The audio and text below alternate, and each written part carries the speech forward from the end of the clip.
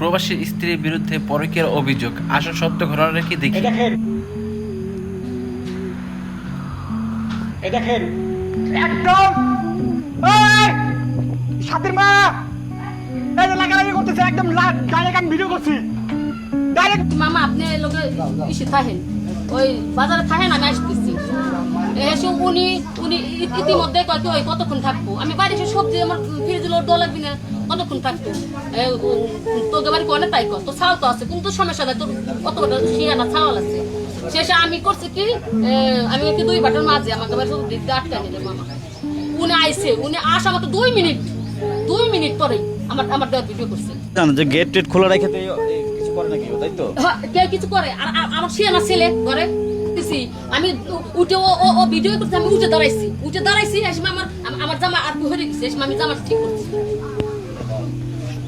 তাহলে আপনাদের সাথে যে ঘটনাটা করছে আপনারা বলতেছেন মিথ্যা, তাই তো? ঘটনা হলো আমি যা বলো গাড়ি চালাইতে যাবো, আমি সকালবেলা অটো চালাই, 7টা এখন 30 বাজে। তখন আমি ওই মধ্যে যাইতে বলে আমি পিয়াসের করছে যে তুই দাঁত মারতে পারছি, তুই বাজারে যা। ঠিক আছে, আমি তো এখান থেকে মানে সব কিছু শুনতেছি যে একটা লোক ঢুকছে, তাহলে ওর যদি বাজারে পাঠায় তাহলে তো অন্য কিছু করতে পারে। মানে ভিডিও করতে করতে ফেলে গেছি, সেটা তো আপনারা দেখছেন।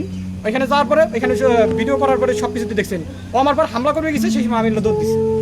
উনি তো আপনার ভাবি তো অভিযোগ করতেছে আপনি মানে তারা বসে সবজি কাটতেছিল। না, এটা সবজি কাটে নাই, কোনো কিছু কাটে নাই। এটা উনি এটা কথা বলতে পারবে যে ওইখানে কি হয়েছিল, উনি সত্যি কথা বলবেন। আপনি কি মনে করছেন তারা কি অবস্থায় ছিল? তারা উনি মানে এই পর্যন্ত প্যান্ট খোলা ছিল, ওনার এই পর্যন্ত প্যান্ট খোলা ছিল, আর ওনার এই যে এটা মানে উনি আটকাতে ছিল। ঠিক আছে না? অবশ্যই কমেন্ট করে আপনাদের মতামত জানাতে ভুলবেন না।